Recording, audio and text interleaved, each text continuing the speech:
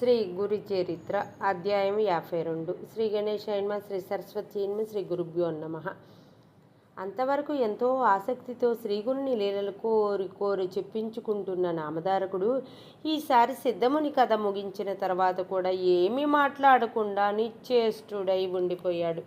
నా కసిక పర్యంతము కించిత్తైన చలనం లేకుండా శిలా ప్రతిమలా ఉండిపోయాడు. అతని శరీరం అంతటా వెంట్రుకలు నిక్కబొడుచుకొని ఉన్నాయి. చెమట బిందువులు నిలిచాయి.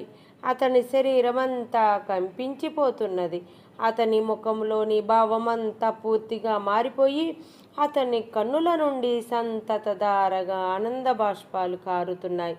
ఆ 8 విధాలైన భక్తి భావాలతోనూ అతడు సమాధి స్థితిలో ఉన్నాడని గ్రహించిన సిద్ధముని లోకహితం కోరి అతనిని మేల్కొల్పాలని నిశ్చయించుకున్నాడు. కనుక అతని శరీరాన్ని తమ చేతితో నిమిరి వాత్సల్యంతో ఆలింగనము చేసుకుని ఇలా అన్నారు: శిష్యోత్తమా, నామధారక, లేనాయనా, నీవిప్పుడు ఈ సంసార సాగరాన్ని దాటి పరమానందంలో నిమగ్నుడవయ్యావు. శ్రీ గురు లీలామృతం పానం చేసి శ్రీ గురు చరణ కమల ధ్యానమనే సహజ సమాధి స్థితిలో నిలిచిన నామధారకుడు ఆ తన్మయత్వంలోని శ్రీగురుని ఇలా స్తుతిస్తున్నాడు: స్వామి, అచింత్యులైన మిమ్మల్ని ఎలా ధ్యానించేది? సర్వగతులైన మిమ్ము ఎక్కడని ఆహ్వానించేది? ఈ విశ్వానికి ఆశ్రయమైన మీకు ఆసనం సమర్పించేదేలా? తీర్థక్షేత్రాలకే పవిత్రత చేకూర్చగల మీ పాద పద్మాలను దేనితో కడిగేది? విశ్వకర్తవు సర్వకర్తవు అయిన మీ చేతులకు ఆర్ఘ్యం సమర్పించేదెలా? సప్త సముద్రాలనేగాక ఈ విశ్వమంతటిని కడుపులో దాచుకున్న మీకు ఆచమనం నేనెలా సమర్పించగలను? శుద్ధ సత్వస్వరూపులైన మీ స్మరణయే లోకాలను పావనం చేస్తుంటే మీకేమని స్నానం చేయించేది? ఆకాశమే శరీరంగా గల మీకు నేను సమర్పించదగిన వస్త్రమేమున్నది? చతుర్ముఖుడైన బ్రహ్మదేవుణ్ణి సృష్టించిన మీకు యజ్ఞసూత్రం వలన కలిగే లాభమేమున్నది? సర్వజీవుల తాపాన్ని హరించగల మీకు గంధలేపనమేమి చేయగలను? ఇచ్చలేని మీకు ఏ పూలు సమర్పించి ప్రీతి నొనర్చగలను? స్వయం సంతుష్టులు ఆత్మానంద స్వరూపులు అయిన మీకు నేను సమర్పించదగిన ధూపమెక్కడున్నది? స్వయం ప్రకాశకులు జ్ఞాన జ్యోతి స్వరూపులైన మీకు నేను దీపం సమర్పించడమా? జగత్ పోషకులైన మీకు ఏమి నైవేద్యం ఇవ్వగలను? నిత్య సుముఖులైన మీకు తాంబూలం వలన ఏమి ప్రయోజనం? నక్షత్ర గ్రహ గోళాదులే మీకు నిత్యం నీరాజనాలిస్తూ సర్వజీవుల హృదయాలలోనూ మరియు విశ్వమంతటా ప్రణవోచ్చారణ కొనసాగిస్తూ మీ మహిమను కీర్తిస్తుంటే మీకు నీరాజనం ఎలా ఇవ్వాలో, మిమ్మల్ని ఎలా స్తుతించాలో నాకు తెలియడం లేదు. సర్వగతులైన మీకు ప్రదక్షిణం ఎలా చేయాలి? ఈ నామరూపాత్మకమైన విశ్వమంతా మీ పాదమే అయి ఉండగా నేనెక్కడని నమస్కరించేది?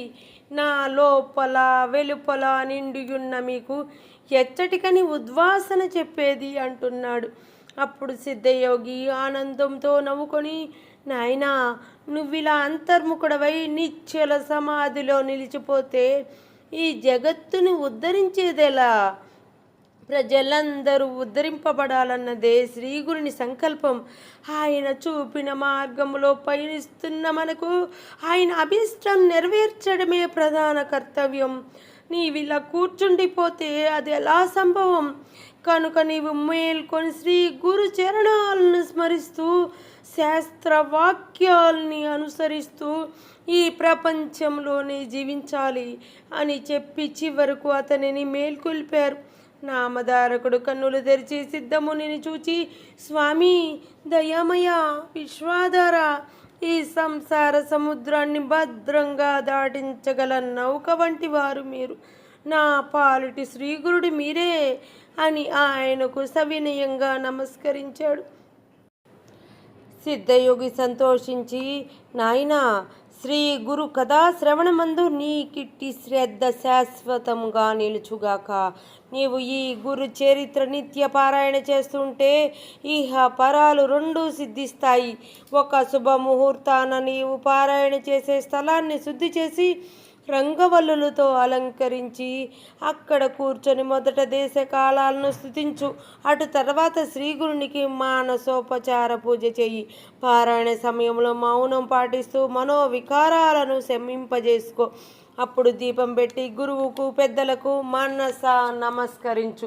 ఉత్తర దిక్కుగానో లేక తూర్పు ముఖంగానో కూర్చొని మొదటి రోజు 9వ అధ్యాయం చివరి వరకు, రెండవ రోజు పారాయణ 10వ అధ్యాయం నుండి 21వ అధ్యాయం చివరి వరకు, మూడవ రోజున 29వ అధ్యాయం చివరి వరకు, 4వ రోజున 35వ అధ్యాయం చివరి వరకు, 5వ రోజున 38వ అధ్యాయం చివరి వరకు, 6వ రోజున 43వ అధ్యాయం చివరి వరకు, చివరి రోజు గ్రంథాంతము వరకు విద్యుక్తంగా నీవు గురు చరిత్ర పారాయణ చేయాలి. తర్వాత శ్రీ నైవేద్యం పెట్టి అటు తర్వాత సాష్టాంగ నమస్కారం చేయాలి. సప్తాహ పారాయణ చేస్తున్నంత కాలం భూమిపై నిద్రించడమే మంచిది. అది పూర్తయ్యాక యథాశక్తి బ్రాహ్మణులకు భోజనం పెట్టి దక్షిణ తాంబూలాలతో వాళ్లను సత్కరించాలి.